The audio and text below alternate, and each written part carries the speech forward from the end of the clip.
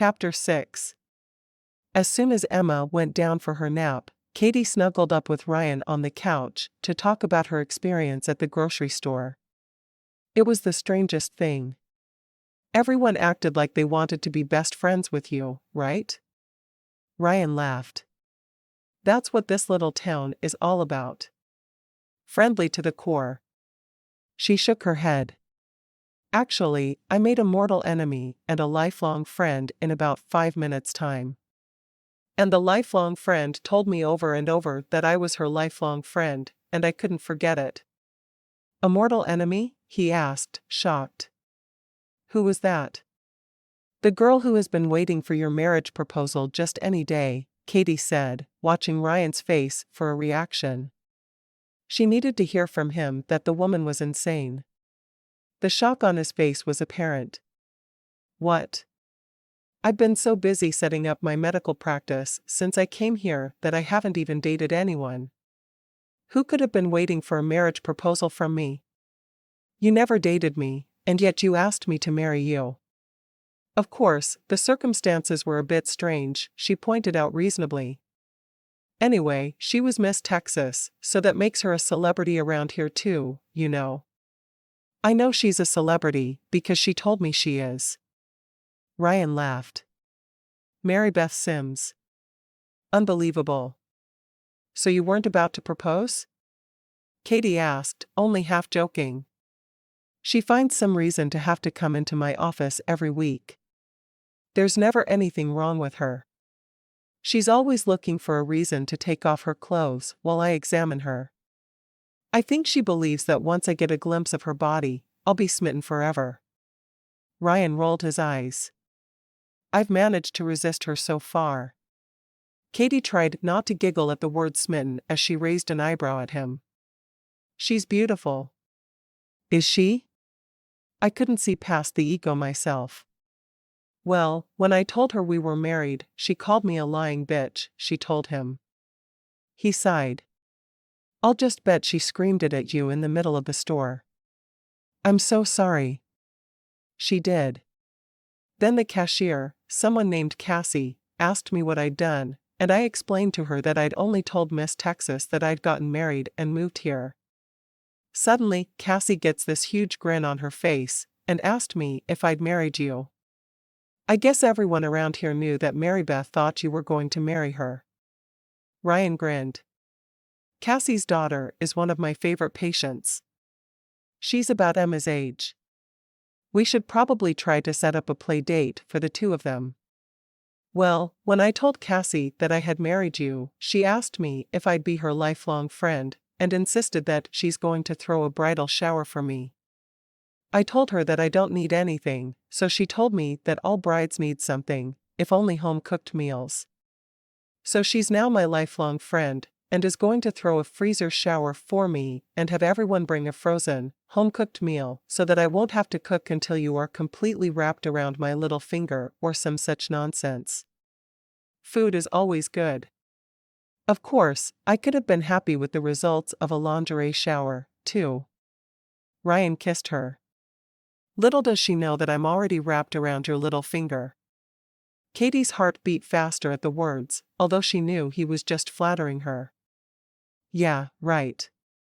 So anyway, I forgot to tell this lifelong friend my first name, so she just called me Mrs. Summers, which sounds weird to me, by the way. I finally remembered to tell her my name as I was walking out of the store. She must really think I'm an idiot. Mrs. Summers. I like that. I think I'm going to start calling you Mrs. Summers too, he said. Don't you think it's just a little bit strange that I've been in this town of yours for less than 4 hours and I already have a lifelong friend and a mortal enemy? You are unique, he said with a grin. Lowering his head, he began kissing her in earnest. I think I like nap time best. She moved closer, wrapping her arms tightly around him. I'm starting to like the way you think, Dr. Summers. Why don't we go upstairs so we can try out our bed, Mrs. Summers? He stood up and grabbed her hand, leading her toward the stairs. I promise I won't even make you sleep a wink. The doorbell rang just as he put his foot on the bottom stair. "Hold that thought," he whispered, pulling her along with him to the front door. As soon as he opened it, Mary Beth rushed in and threw herself at Ryan. "Oh, Ryan, I met this awful woman at the grocery store a little while ago. She said the meanest things to me." Ryan removed her arms from around his neck. "Mary Beth, why are you here? Some woman told me she was married to you, and I know it just can't be true. You wouldn't do that to me, Ryan. You wouldn't do that to us." Mary Beth was crying, with pretty tears coursing down her cheeks. Distractedly, Katie watched her. She'd always disliked women who could cry prettily. Her eyes and nose always got red and puffy. She looked like she'd been crying for hours afterward. Mary Beth probably wouldn't even mess up her makeup. Katie looked at Ryan, wondering how he'd handle her. "Yes, my wife told me she'd met you." "Your wife? You really are married? What about us?" Ryan mentally counted to 10. "There is no us, Mary Beth. There never was an US. There never will be an us." Katie took a deep breath, and then spoke softly. "Why don't I go get us all something to drink and we can talk?" Mary Beth's narrowed eyes took in Katie's mussed hair and swollen lips. There was no doubt in her mind what she'd just interrupted. "I wouldn't drink anything you gave me," Mary Beth spat at her. She turned and left the house as abruptly as she'd entered. Katie sighed and looked at Ryan. "See? Mortal enemy."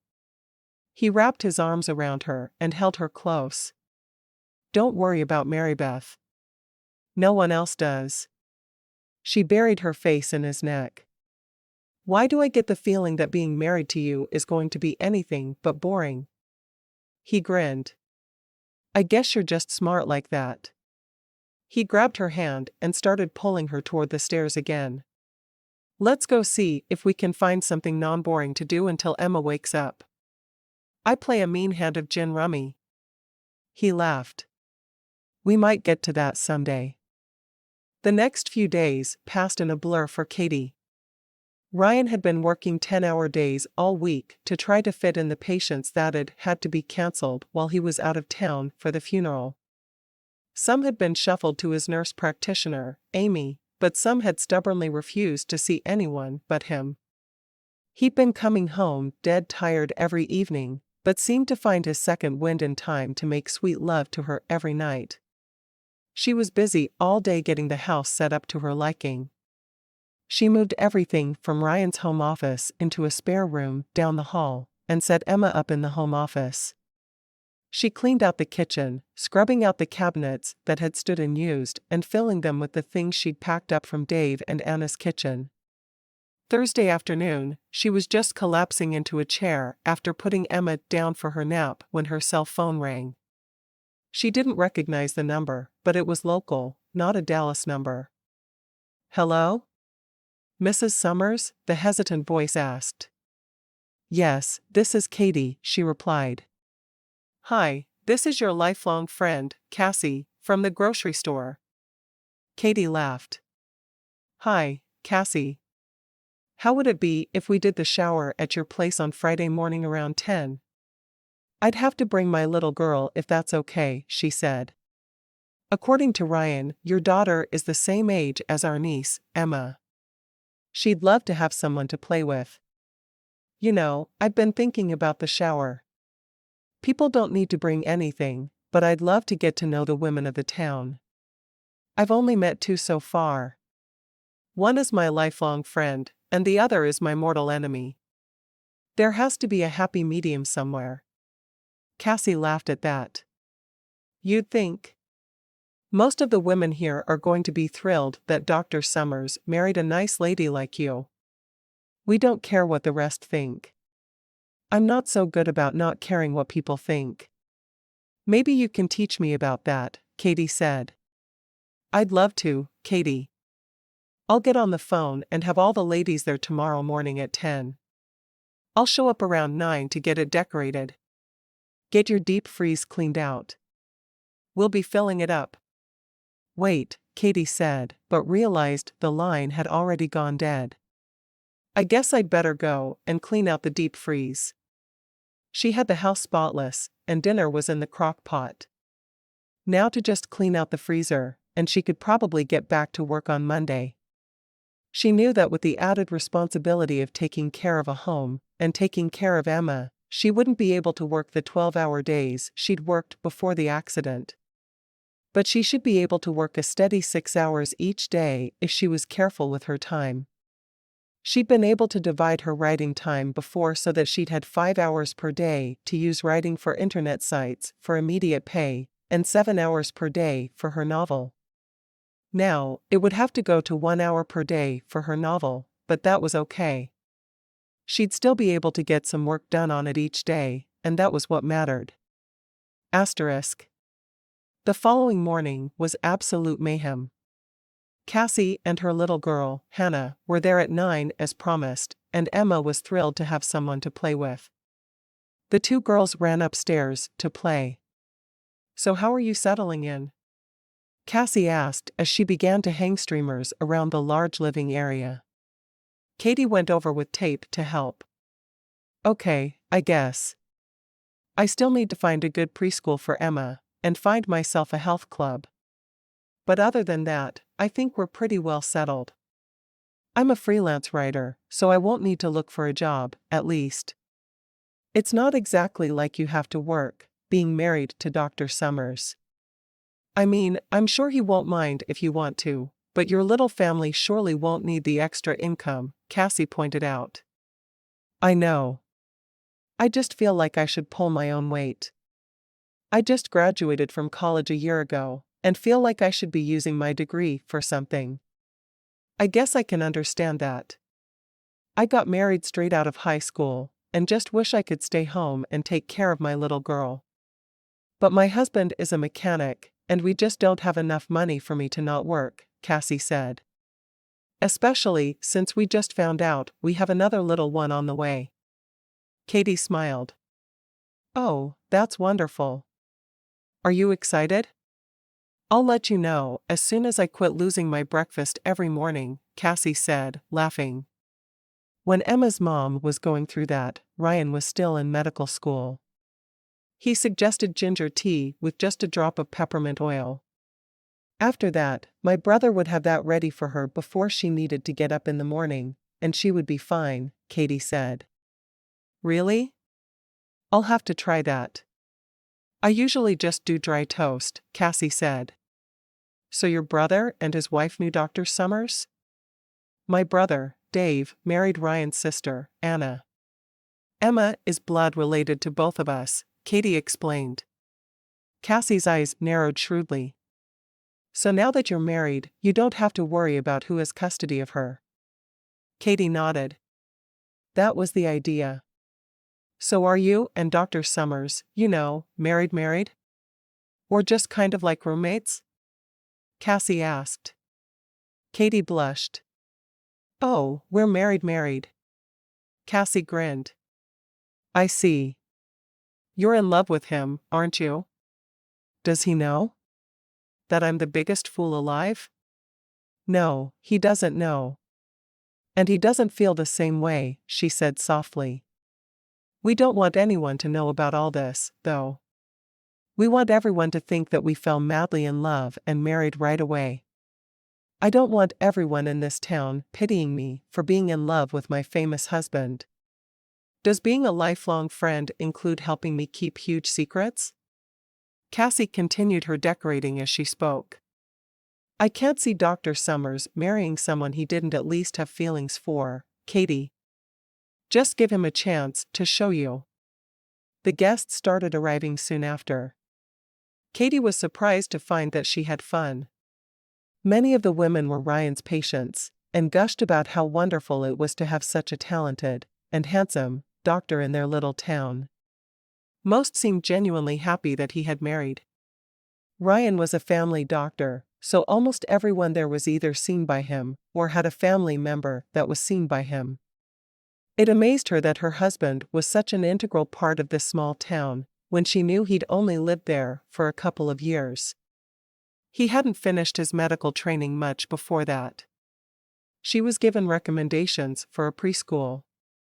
There were only 2 in the town, so she was given directions to both, and determined to check them both out that afternoon. She was also told about a little women's gym in town. Of course, they didn't have a child center, so she wasn't sure how she could make that work. She didn't want to wait the 3 weeks until school started to be able to start working out again. It had already been way too long. Cassie and her mother, a sweet woman who'd introduced herself as Norma, stayed after to help clean up. Katie was amazed at how full her freezer was. It would be a good month before she'd need to cook anything. Each meal was labeled with what was in the package and the heating instructions. Cassie smiled as she was getting ready to leave with Hannah.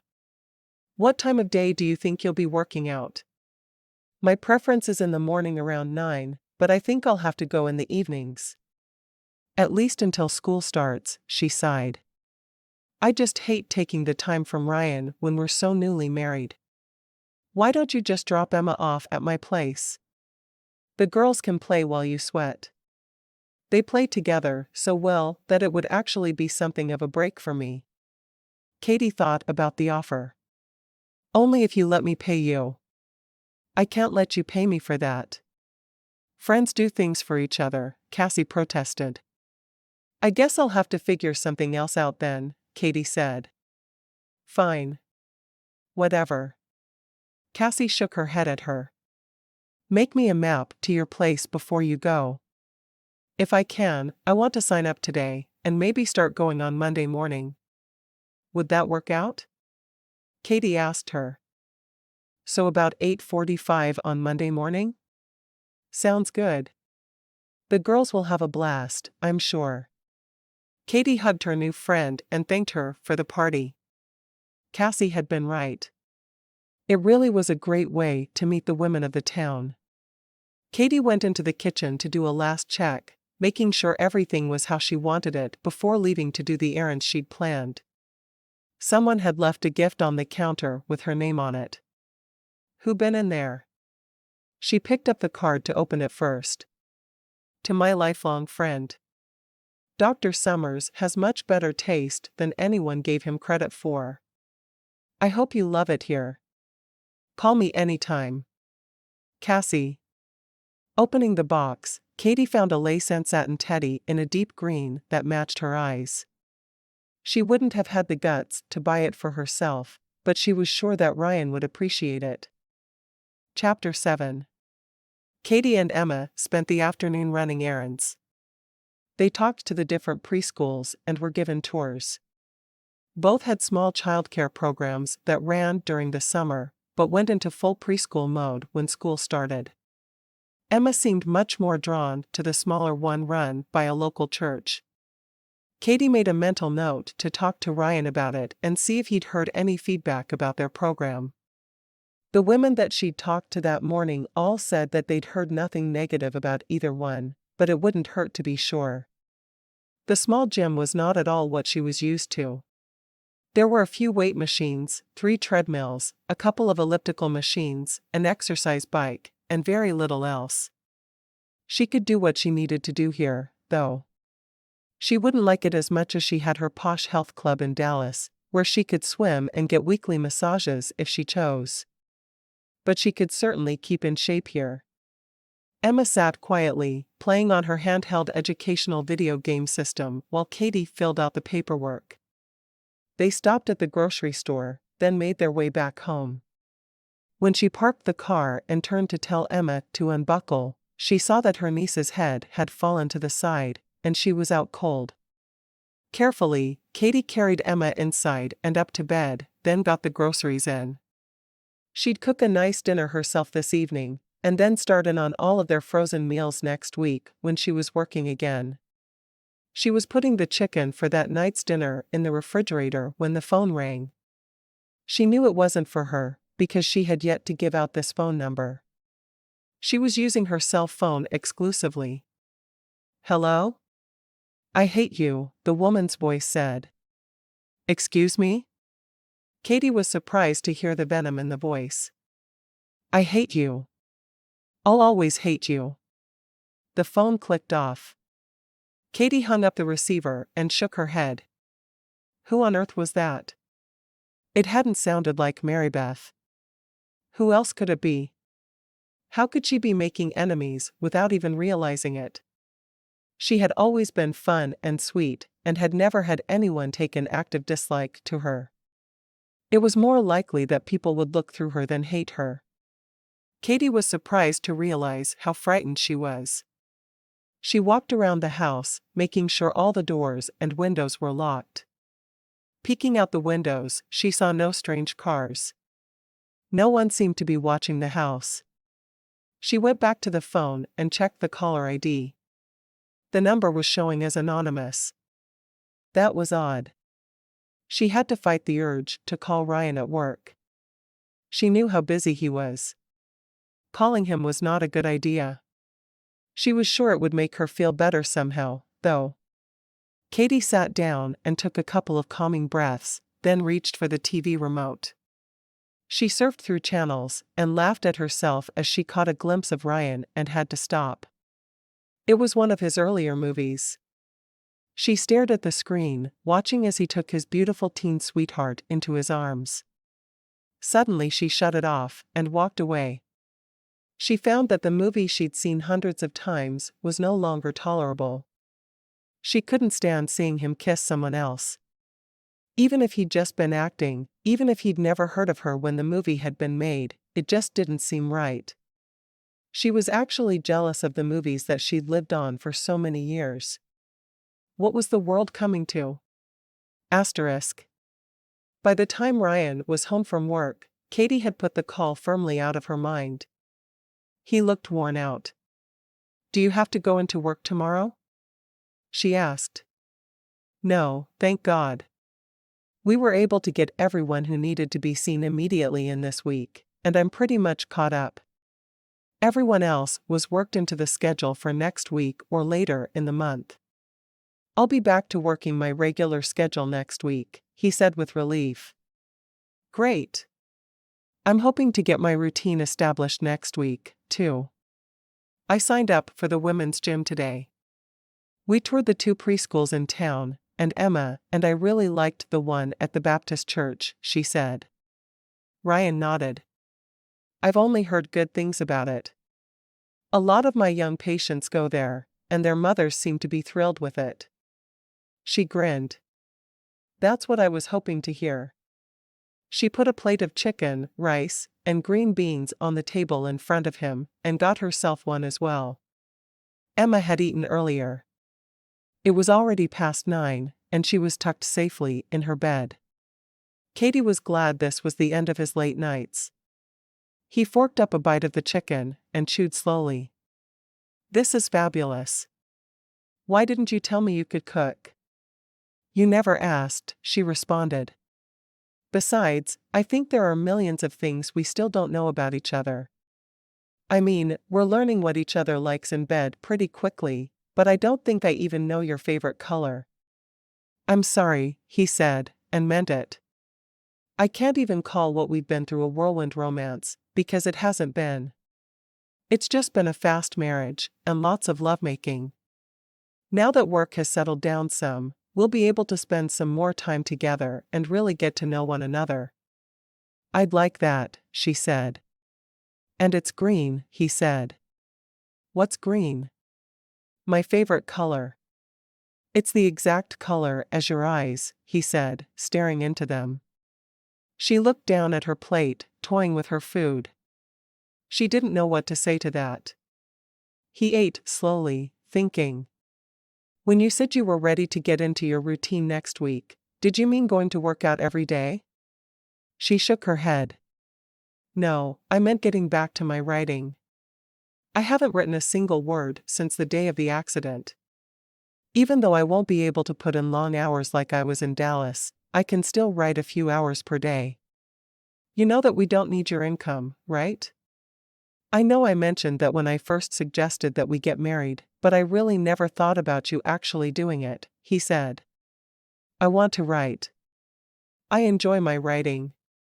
Not so much the daily grind of cranking out the internet articles, but I'm working on a novel that I want to finish. Really? He asked with interest. What type of novel? She shrugged. It's a children's book. Not your cup of tea in any way, but I'm having fun with it. I had no idea you were writing something like that. She gave a wry smile. You could hold everything you know about me in a teaspoon. Don't look so shocked. She stood and started clearing off the table, loading the dishes into the dishwasher. We'll spend some time getting to know each other this weekend. Do we have anything that needs to be done right away? He asked. The lawn needs mowing, but other than that, I think we're clear. I got the grocery shopping done today, she told him.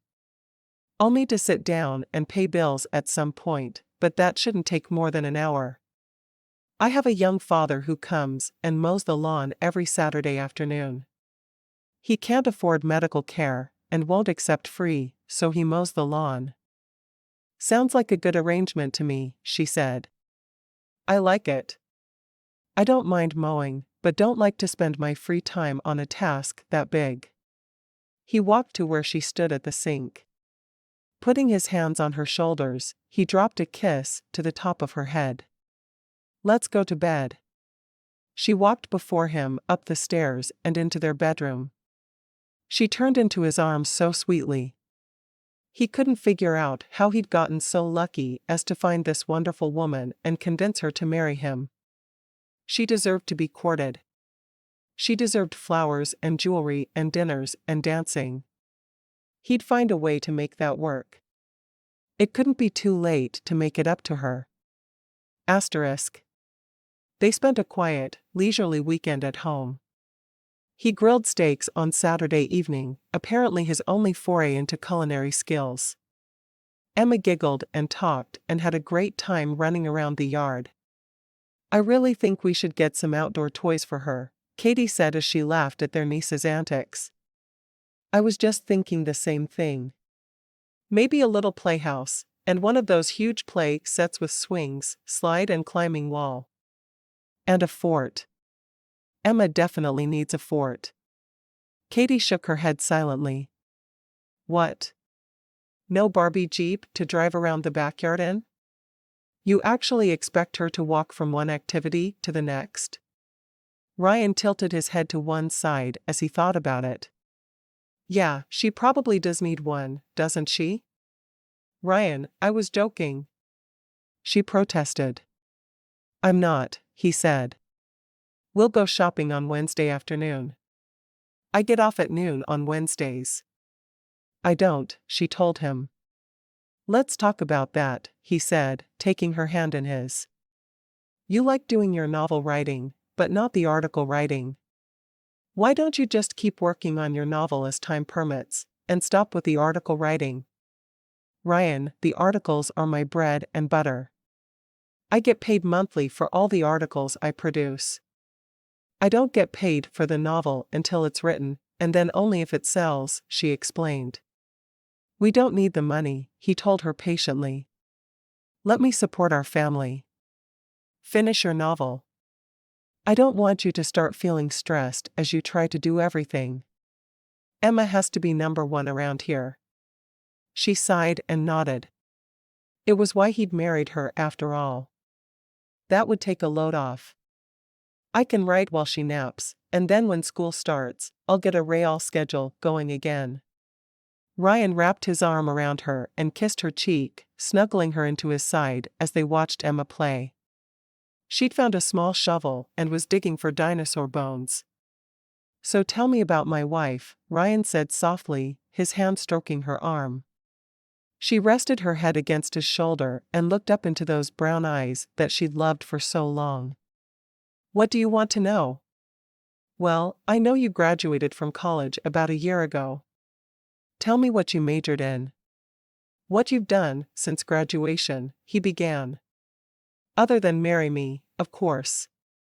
She smiled. Of course. Well, I majored in English Lit. I took as many creative writing classes as my school offered along the way. I wanted to have my writing as polished as possible by the time I was finished. Since graduation, I've been working for a couple of different websites that hire freelance writers. I've published a few of my short stories here and there. I've been working on my novel for a couple of months now. What do you do for fun? He asked.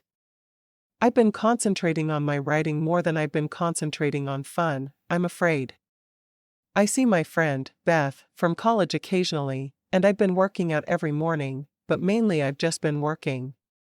I moved in with Dave and Anna because I wanted to build up a nice savings account before moving out on my own. I was going to start looking for my own place to live next month. There were no men in your life? He asked. No. No men. I was just too busy to even think about dating. And too self-conscious, to be honest with you, she added. He traced a finger along the tip of her nose. Yeah, I did notice that about you. It makes me feel bad that I didn't take the time to take you to movies and make out with you in the back row.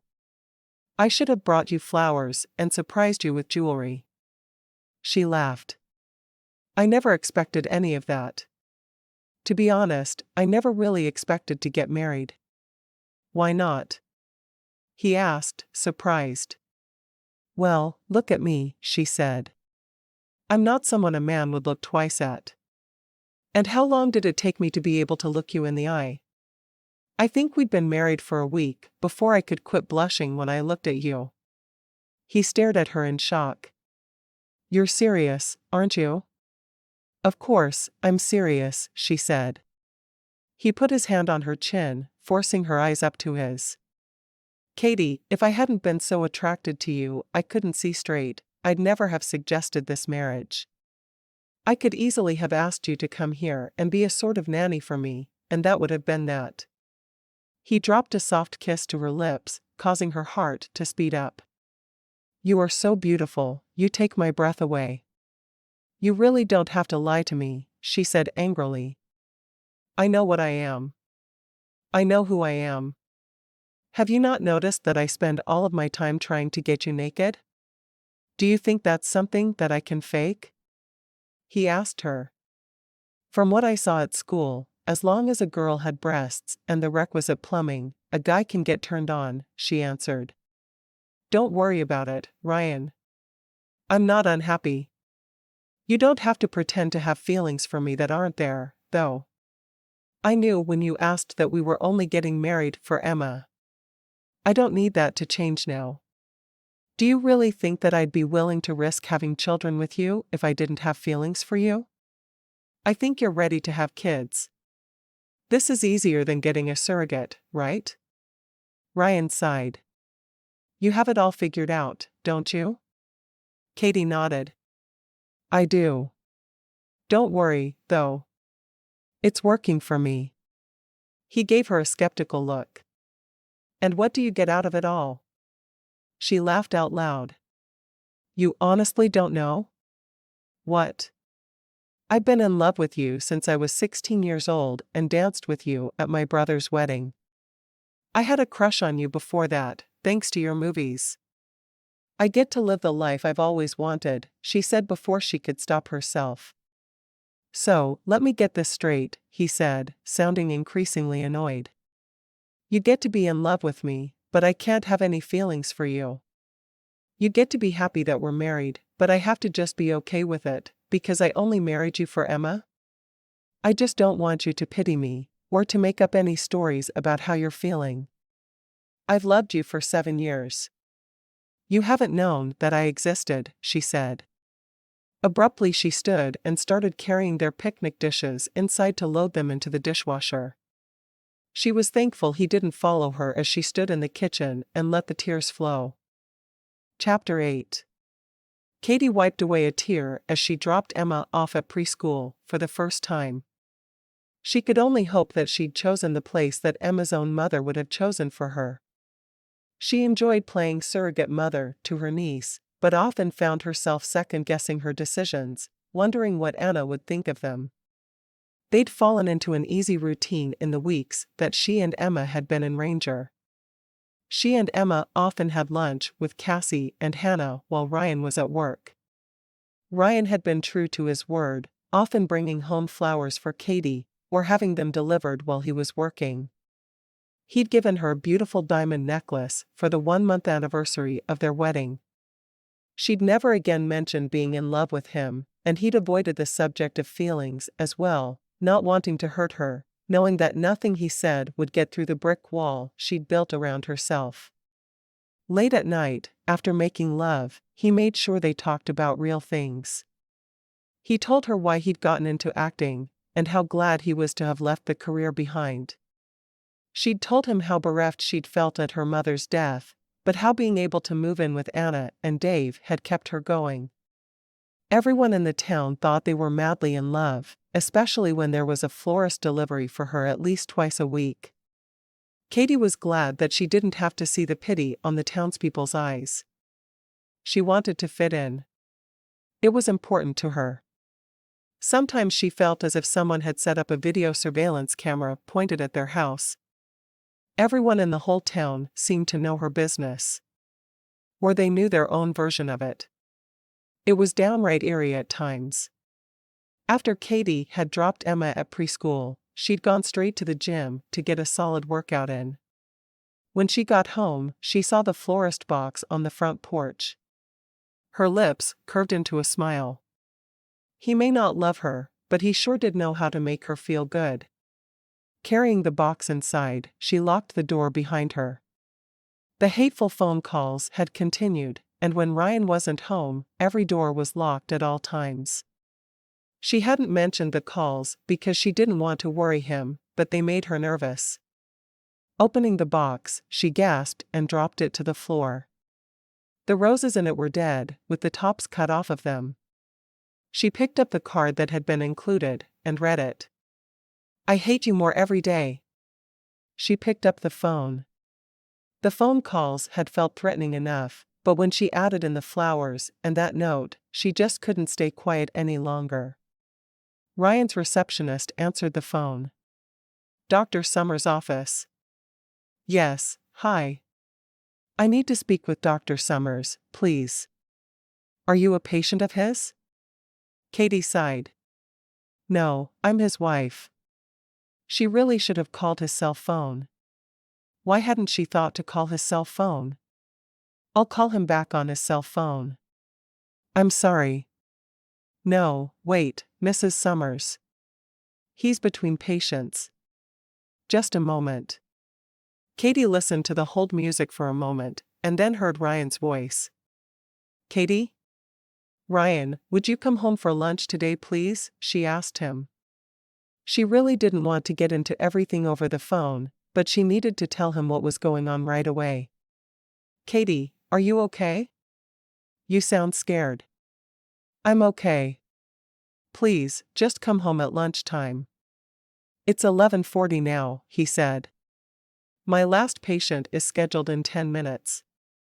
I should be able to leave by noon or a little after." "What's going on?" "I'd rather talk in person," she said. "I'll see you soon, then." Ryan hung up the phone with a frown. Katie had never called him at the office. Katie had never called him at all except to tell him that Dave and Anna had died. Something was wrong. Ryan was home a few minutes after 12. Katie was in the kitchen fixing him a quick lunch. She'd left the flowers on the floor where she'd dropped them and the card on the counter where he could see it. He found her standing in the kitchen. "Katie, what's wrong?" he asked, pulling her into his arms. As soon as he touched her, she broke. She started shaking, and the tears started to course down her cheeks. "Someone is trying to scare me." "What are you talking about?" he asked. "Ever since the first week I was here, I've been receiving phone calls. Some woman is calling me and telling me that she hates me. I stopped answering the phone over a week ago, and the problem seemed to solve itself," she said softly. "Why didn't you tell me?" he demanded. "I figured it was just Mary Beth, but it really didn't sound like her," she admitted. Anyway, when I got home from dropping Emma off at preschool this morning, there was a florist box on the porch. I figured you'd sent me flowers again. He smiled. I did, but they won't be here until tomorrow. Well, when I opened the box, that's what I found, she said, pointing to the box on the floor. He walked over and looked at the flowers, careful not to touch the box. Was there a note? She nodded. A card. It's on the counter. He looked at it. I want to call the police. I'm not overreacting? Are you sure? He took his cell phone out of his pocket. You are absolutely not overreacting. We need to find out who's doing this. He called the police department. After speaking quietly into the phone for a few moments, he turned to her. There's someone coming. I'm going to call the office and tell them I'll be late getting back. He again spoke into his phone, and then took her into his arms. I really wish you'd told me about this sooner. I'm sorry, she whispered. I just didn't want to bother you with it. He sighed. You're my wife. If someone is bothering you, then they're bothering me. Sorry, she said again. Hey, eat your lunch while we wait for the police. Then you won't be too late getting back. They sat down and ate the sandwiches and soup she'd prepared. There was a knock on the door as they were finishing up.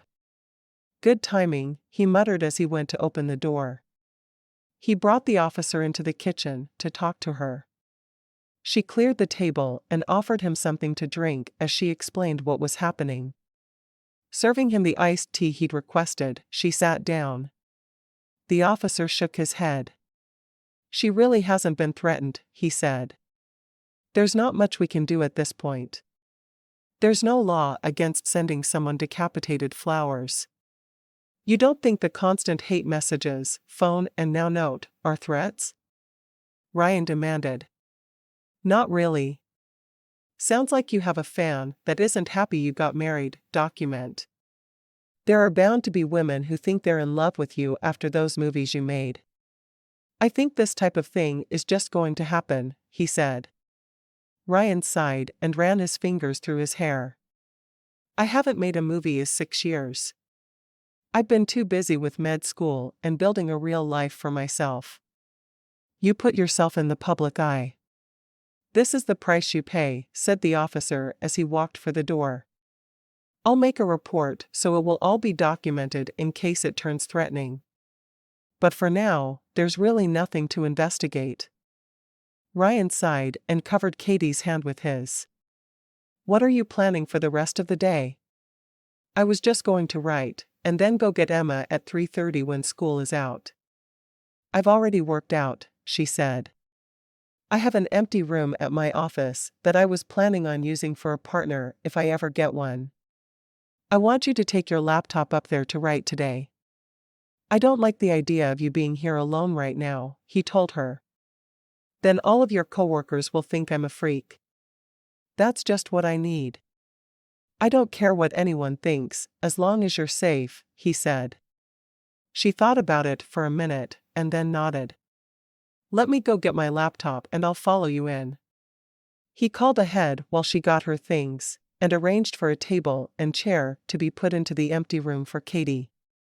By the time they arrived, the waiting room was full, and Katie's office was ready to be used.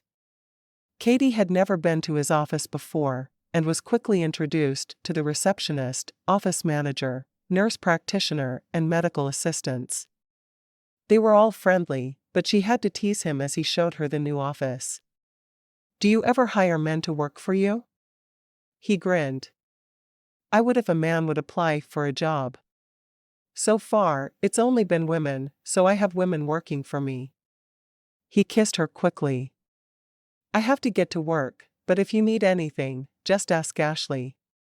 She's the office manager, if you forgot. She'll get you whatever you need. Thanks.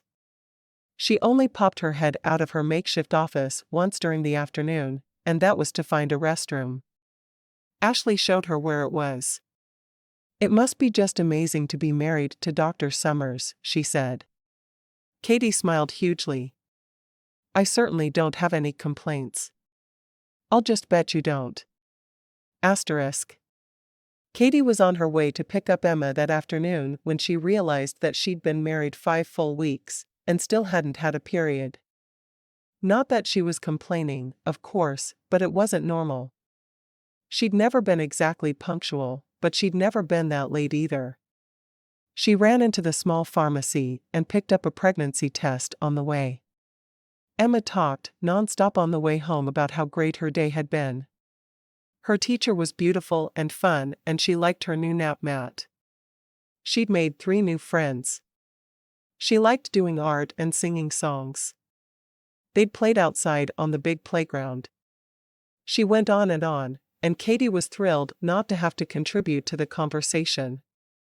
There was nothing waiting on the steps for her this time, and as they walked into the house, she noticed that Ryan had thrown away the flowers while she was getting her laptop.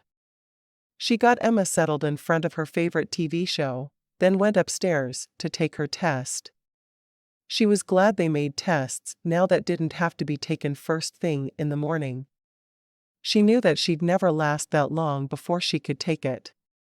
Waiting for the results, she walked into her room and straightened the cover on the already neatly made bed. She had to do something other than just stare at the test stick for 3 minutes. When she walked back into the bathroom to check the results, she took a deep breath and then looked. The test was simple. It either said pregnant or not pregnant on the line. The answer was definitely pregnant. She was going to have Ryan's baby. She quickly went and buried the results in the bottom of the trash can, then took the trash out to the garage. She needed time to think about how she was going to tell Ryan. She knew he was going to be happy. She wanted to have his baby, but she didn't want that to be the only thing that he cared about. Within minutes, Ryan walked in the door. Everything still okay? He asked as he pulled her in for a kiss. Yeah, no more surprises, she told him. Good. I want you to promise to tell me if anything else happens, he told her. Whether the police are taking this seriously or not, I am. I will, she promised. I also want you working in the office as much as possible this week, he said. I'll feel silly, she protested. I don't care. I'll feel like my wife is safe. Okay, she whispered. She went into the kitchen to put dinner together while he sat on the couch with Emma to ask her about her day. While he was occupied with Emma, she called Cassie on her cell phone.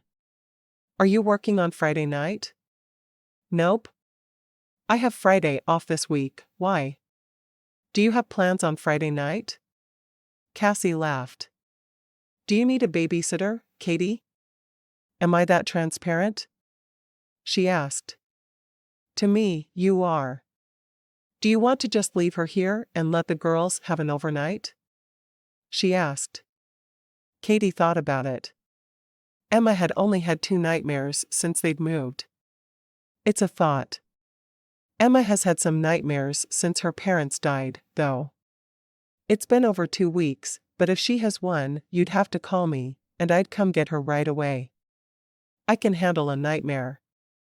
Promise me you'll call if she has one, Katie said. I promise. Okay, then yeah, let's do an overnight.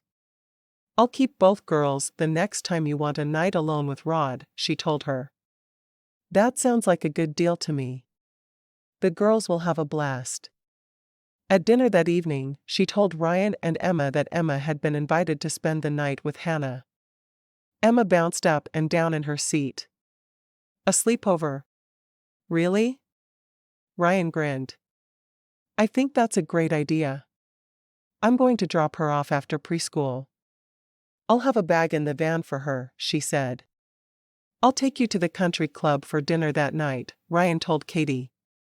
You can get all dolled up, and I'll wear a suit, and we can pretend that I was a good husband and did all that nice stuff before we got married, too. Katie grinned at him. That was the perfect setting. You know, that sounds great. So far, the two of us have been dressed up together for 2 weddings and a funeral. That almost sounds like it should be the title of a movie. A dinner date sounds great. Do you have to remind me what an awful husband I am? He joked. You're not an awful husband, she said. You just weren't much of a date. Of course, we never did date, so I guess I can't say anything. Emma looked back and forth between them. Y'all are silly, but that's okay, 'cause I get to spend the night with Hannah. How many days, Aunt Katie? Katie grinned down at Emma. Well, you're going on Friday, and today is Monday, so Tuesday. Emma said, Wednesday, Friday. 3 days. Katie quickly shook her head with a laugh. Why do you always skip Thursday? Thursdays are important too, you know. Emma giggled. Tuesday, Wednesday, Thursday, Friday. 4 days. I'm going to go pack. She ran from the room. Ryan smiled after her. She's doing better every day. Katie nodded. She sure is. I think preschool, combined with having a new best friend, is going to make everything just click into place for her. I was worried for a while. I was too.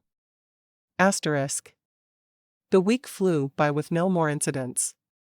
It was as if everyone knew she was working out of Ryan's office, and there was no reason to try and scare her. By Friday afternoon, she was excited and nervous all at once. She knew she was going to tell Ryan about the baby, and had been mentally practicing exactly how she'd say it all week. When she dropped Emma off with Cassie, she reminded her friend of her promise to call her if Emma had a nightmare. They're really bad, and the only way I can ever calm her down is to promise her that I'll always be there. Cassie nodded. I do understand. I will call if anything at all happens. I promise. You'll even get a call if something happens to Hannah. Katie looked at Cassie questioningly at that. Well, you are married to her doctor. Cassie told her with a laugh. Okay. Emma, be good for Miss Cassie, she said as she gave Emma a kiss on the cheek and a hug goodbye. Emma jumped up and down. I will, Aunt Katie. I promise. Asterisk. Katie felt like a princess in her red dress and low heels that evening. Ryan was very attentive. As soon as they ordered dinner, he led her to the dance floor and held her close. I think I understand why some religions are against dancing, Katie murmured. Ryan grinned down at her. Why is that? Because the whole bodies pressed so close together thing is a real turn on, she said. Nice to hear, he said. Does that mean that I'm getting some tonight? She laughed. When do you not get some? She pulled his head down for a kiss. I love being a newlywed, he whispered against her lips. As they were eating their first course, she started to speak. I have a confession to make. He looked at her. What's that? I asked Cassie to invite Emma to spend the night. He gave her his sexiest grin. Really? So we could be alone? Yeah, she admitted. I'm glad you did. I am too. She toyed with her soup nervously. I have something I need to tell you.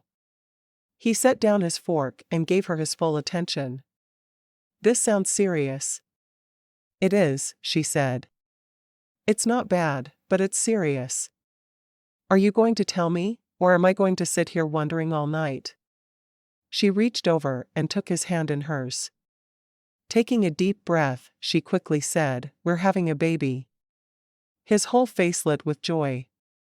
Seriously? Already? She nodded. Are you feeling okay? He asked.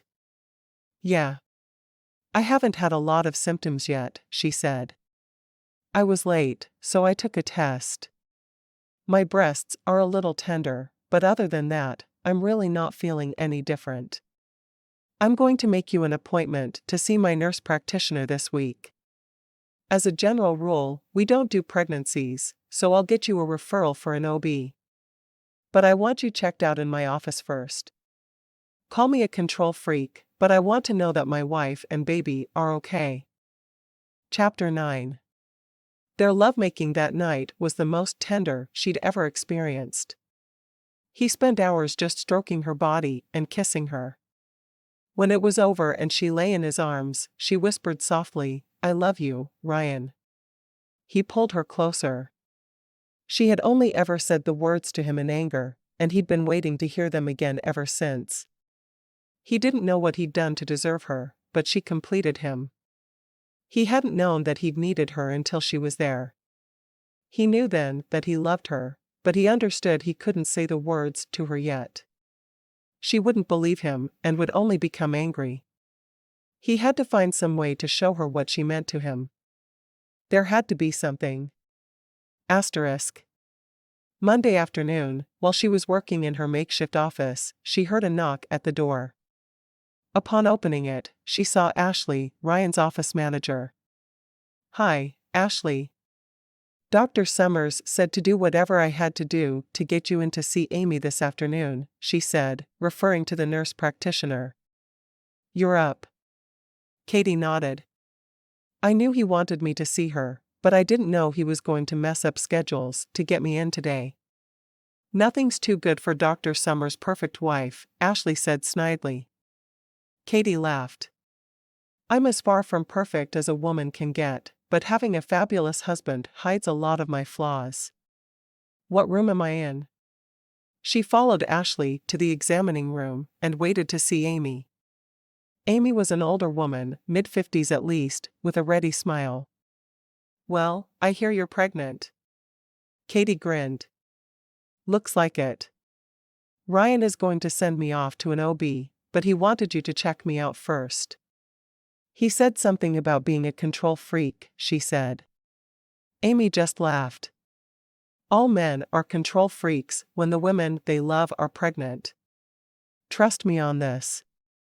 She handed Katie a gown. "I need you to undress from the waist down. I'm going to do a quick pelvic exam, and then we're going to see if we can sneak a peek at the baby." "You have an ultrasound here?" Katie asked. "We do. It's not generally used for pregnant women, but we have one. I'm going to do the pelvic with just the two of us in the room, and then we're going to wait for Dr. Summers for the ultrasound. He said he'd shoot me if we were looking at his baby without him," she said. "I'm just glad he's not doing my pelvic himself," Katie said. "That would have been just too weird." Amy laughed. "Obviously, he either agrees with you, or knew you'd feel that way." She stepped out while Katie undressed and climbed onto the table. After the exam, Katie was left alone again while Amy went to find Ryan. He must have been waiting impatiently, because they were back in seconds. He leaned down to where she was lying on the table and whispered, "Are you excited?" She smiled up into his twinkling eyes. There was no way he was pretending these emotions. He was just as happy about this baby as she was. "Oh yeah. I can't wait to see her." "Her? Why isn't it a him?" he asked. "I don't know," she shrugged. "It's just a her." She felt some discomfort as Amy searched for the baby, but it all disappeared when they saw the little blip on the monitor. "There she is." Ryan kissed her cheek. "You mean, there he is?" Amy was making measurements. "It's measuring 7 weeks." Katie's eyes got wide. 7? But that's impossible. We've only been married for 6. Ryan said, "Your first day of pregnancy is considered the first day of your last menstrual cycle. So you've been pregnant about 5 weeks, which is more than possible." Katie nodded. "That's possible." I got freaked out for a minute there. Ryan laughed. "I don't think I could have gotten you pregnant by fantasizing about you." Amy shook her head, chuckling in obvious embarrassment. "I'm not sure I should be hearing this, boss." Katie was blushing profusely. "I'm sure you shouldn't. Behave yourself, Ryan." Ryan laughed again. Katie, I'm pretty sure Amy knows exactly how you got pregnant, so it's all good. Katie pushed at his arm to get him away from her. Is it time to ask the doctor to leave, Amy? Amy nodded. You'd better go, doctor. Your wife needs to get dressed. We did a full pelvic today, so no intercourse for a day or two. It could cause discomfort. Ryan sighed dramatically. You're right, Amy. No intercourse will definitely cause discomfort. Ryan. Go away. Katie couldn't help but laugh as the blush covered her face again. After he'd left, Amy helped Katie into a sitting position. I'm glad to see that the rumors are wrong. Katie was still shaking her head. What rumors are those? There are those that are saying that Dr. Summers only married you because of Emma. I'll be happy to let everyone know that you have a healthy, loving marriage. Katie's eyes widened. Who's saying that? No one who has any idea what they're talking about. Katie sighed. Why did people have to spend their time gossiping about her and Ryan? They had enough to work through without the help of gossip mongers. When she emerged from the examining room, everyone was standing around grinning at her. Should I assume there's a big-mouth doctor around here somewhere making announcements today? She asked the room in general. She felt familiar arms close around her from behind.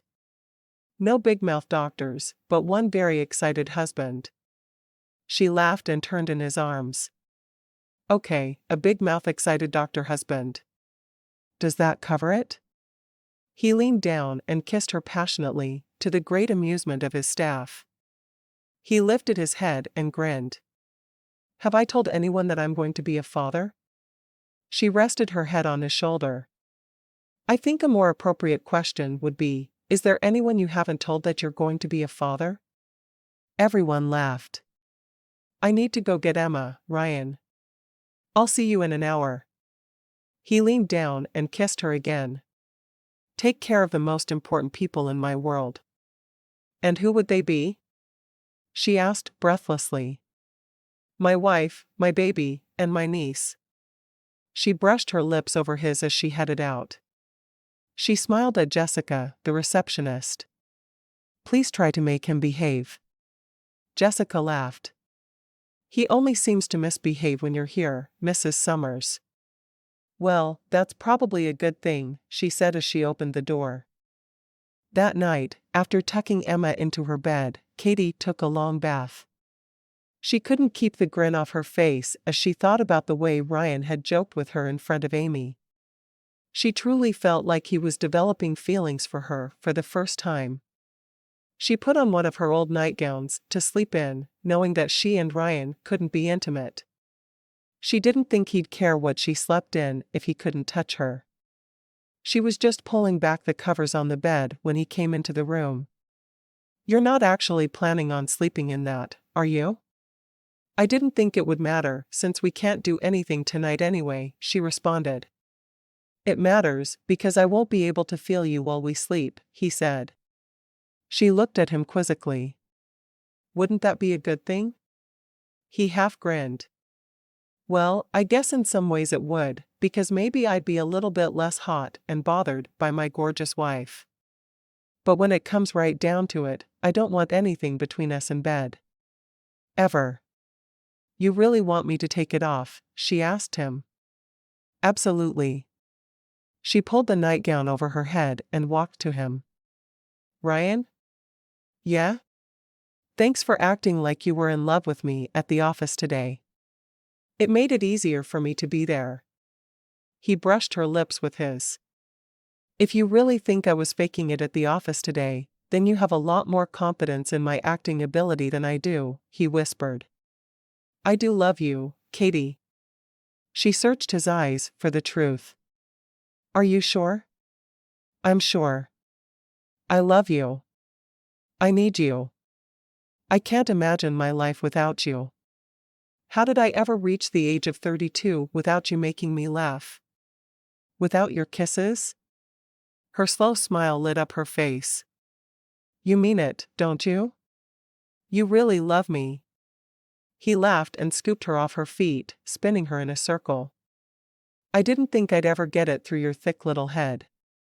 I've spent the last 7 years of my life fantasizing about kissing you and about being married to you. I can't believe you really love me, she told him. And, may I say, the real you is so much better than my fantasies. So happy to hear that. Now, can I take my wife to bed and hold her close all night? Absolutely. They'd agreed that if there were no more incidents that week, she would return home to work after Friday. In some ways, she enjoyed working in his office. There was always cheerful noise going on. The women all acted as if she were there to be treated as a princess. Ryan frequently popped in between patients to just check on her. Being loved by Ryan Summers was something she could definitely get used to.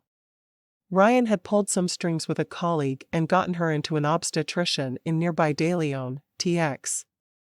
She wasn't looking forward to the drive, but kept telling herself that she'd have driven just as long to see a good midwife in Dallas, and would have had to fight traffic to do so. When the weekend rolled around with no more trouble, she packed up the few things that had ended up at the office and put them into the van to take home with her.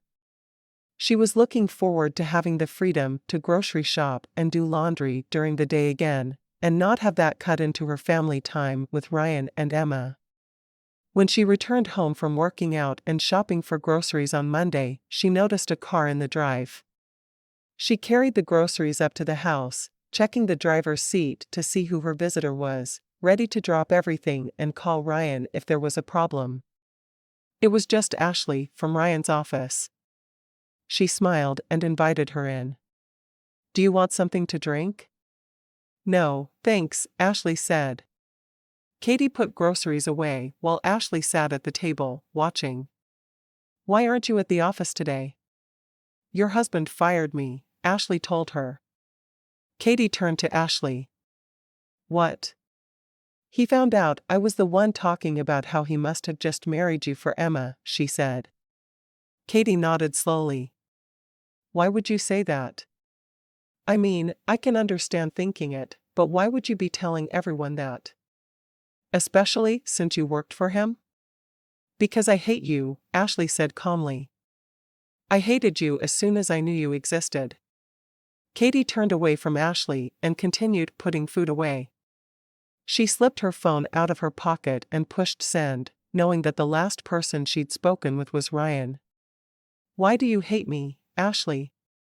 Do you have any idea how hard it was to follow Ryan here and get him to hire me? He's mine. He's always been mine. Katie looked at Ashley, considering. Does Ryan know that he's yours? I think he thinks that he's mine. That's the problem. I went to college with Ryan. We had English together, before he went to all online courses so he could do his acting while he was finishing up school. He sat right behind me, Ashley told her. I didn't know, Katie said. And I've followed his career all these years. When he quit acting and went to medical school, I decided to get a job as a medical office manager. I knew that once I worked for him, he'd never be able to resist me. How long have you worked for him? Katie asked. I got my job a month before he left for his sister's funeral and came back with a wife. You didn't even give me a chance. Katie nodded. I understand. I really do. I didn't know that you were waiting for him. I thought that he was free. Don't patronize me, Ashley yelled. And then you had to go and get pregnant. I can't just break you up now that you're pregnant. He'll never let you go now. Ashley started crying. Katie leaned against the counter watching her. Were the phone calls and the flowers to get me to leave him? Of course. I didn't think you'd be stupid enough to tell him about them. I didn't tell him for a long time, Katie told her. I know, Ashley said with tears flowing down her cheeks. I didn't want to have to kill you. I thought that I could just scare you away. Katie saw the movement behind Ashley. Ryan was there. He wouldn't let anything happen to her or the baby. Ryan loved her. I know you don't want to kill me, Ashley. It would hurt Ryan if you killed me. It won't hurt Ryan because I'll be right here for him. He won't be upset at all. He'll have me. It would hurt him, Ashley. If you kill me, you'll kill his baby. Remember? Katie spoke slowly and quietly. Ashley jumped to her feet and screamed, I should be carrying his baby. Not you. He's mine, and so is his baby. Ryan quietly padded into the room. He'd heard more than he'd ever wanted to hear. Ashley? Ryan, you're here. Ashley rushed at him and threw her arms around him. You know why I have to kill her, right? Ryan spoke slowly and calmly. I would never understand why anyone would kill the woman I love, Ashley. She's carrying my baby. Ashley stared at him. No, Ryan. You love me. You only love me. The same police officer that had come the other day now stood behind Katie in the kitchen. No, I love my wife. I'm sorry, Ryan, but I have to kill her.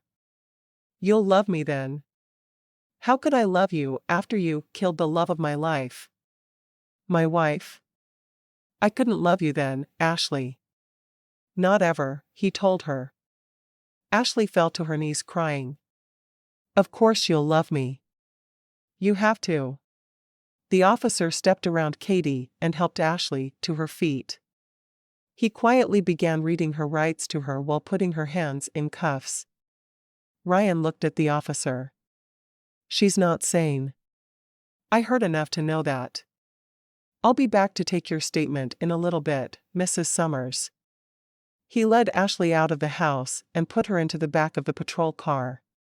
Ryan and Katie watched them go. Ryan pulled Katie into his arms. I should have known it was her when I found out the lies she'd been spewing about you. I'm so sorry. Katie snuggled close to him. No harm done. She never hurt me, or even tried to hurt me. She just kept telling me she'd have to kill me. It was bizarre. I'm just so glad you were safe. Did she not even notice when you called me? Katie shook her head. She was so far into crazy town that I don't think she has any kind of clue what's going on around her. I think me being pregnant was the straw that broke her. She couldn't stand it.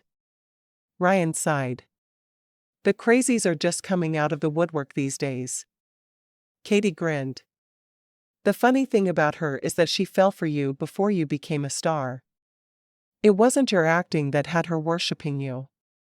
It was the fact that you sat behind her in English. Or she sat behind you. Something like that. Does that make it better? Well, it's just a little unusual. I mean, I didn't go crazy for you until I saw the first time you kissed a girl on screen. Your lips would go all soft, and you'd lean in, and it just looked like heaven to me. I dreamed about kissing you for so long that I never really saw any other men. Ryan gave her a wary look. So are you going to go all crazy and talk about how I'm yours, and start screaming and threatening to kill people? Katie laughed. No, I went in the other direction. I wanted you for myself. I dreamed about you.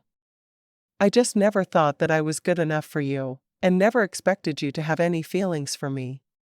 Even when you were kissing me and making love to me, I was convinced it was because you felt like you should. See? I'm wacko too, just in a different way. Ryan sighed. I'm just glad I was finally able to convince you otherwise. I thought you'd never believe me. I have to believe you. I have everything I want in the world now. I have you. I have our baby. And I have Emma. I do wish that Dave and Anna could be here to share our happiness, though. I do too, love. I do, too. Epilogue. Katie stood over Max's crib and gently stroked his cheek. He was a month old. She couldn't believe that she had carried this beautiful child inside her. Standing there, she felt arms come around her from behind. She leaned back into them. "I knew I'd find you here," Ryan whispered. Katie laughed. "Where else would I be?" She turned in his arms and kissed him. "Is Emma asleep?" "Yeah, finally.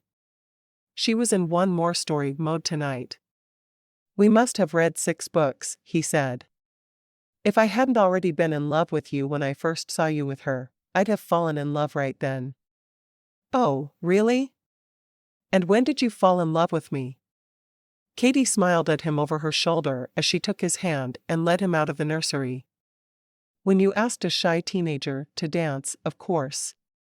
That was the best move I ever made. I'm so glad that you're my wife. I couldn't have been anyone else's. There was only one man for me. I knew it from the first time you touched me." Ryan followed behind Katie and slowly closed their bedroom door. "I'll touch you anytime you want."